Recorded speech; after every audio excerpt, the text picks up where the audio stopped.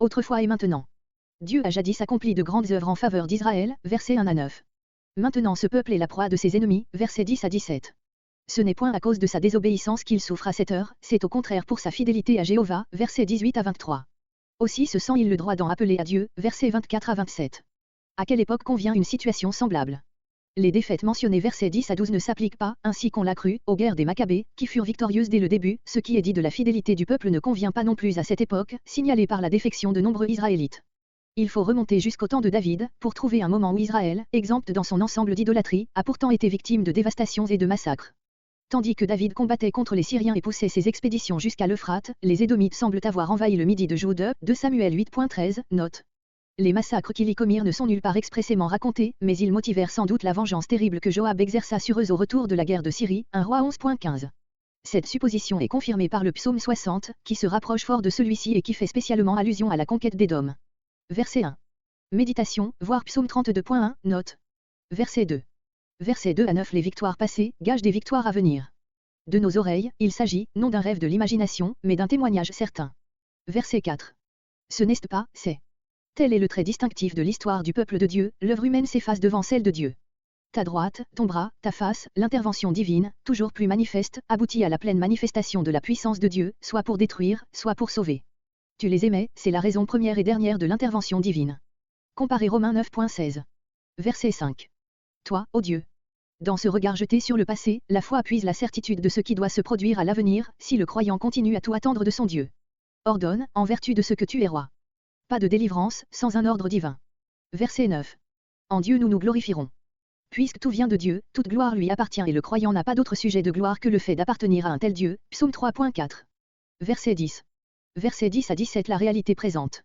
Tandis que la foi triomphe, formulant ce qui doit être, versets 5 à 9, conformément à ce qui a été, versets 2 à 4, la réalité est là, donnant un complet démenti à de telles espérances. Dieu n'est plus avec nous, verset 10, nos armées sont battues, verset 11, l'ennemi emmène des prisonniers, verset 12, qui sont vendus à vil prix, verset 13, de sorte qu'Israël, risé des autres peuples, verset entre 14 et 15, a honte de lui-même, verset entre 16 et 17. Que de fois ces défaites et cette confusion n'ont-elles pas été celles de l'Église?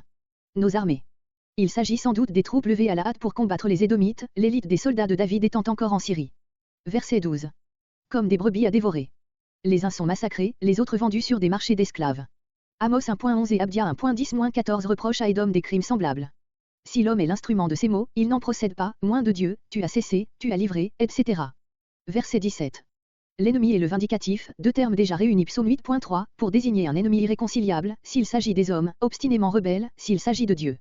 Verset 18. Verset 18 à 23.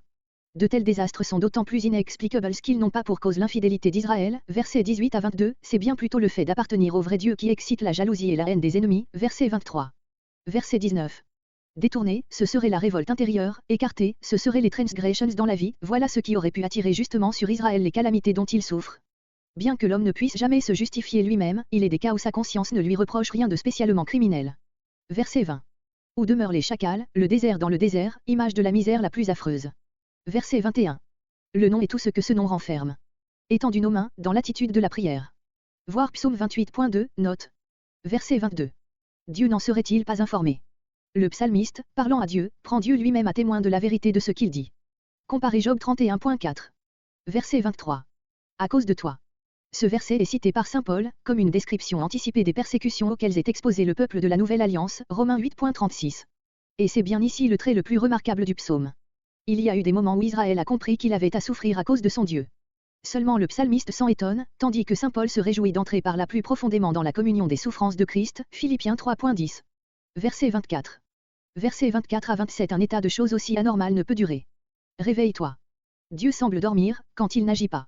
Verset 26. Notre âme, ton souffle en nous, notre corps, littéralement, notre ventre, ce qu'il y a de plus terrestre en nous. Verset 27. À cause de ta bonté.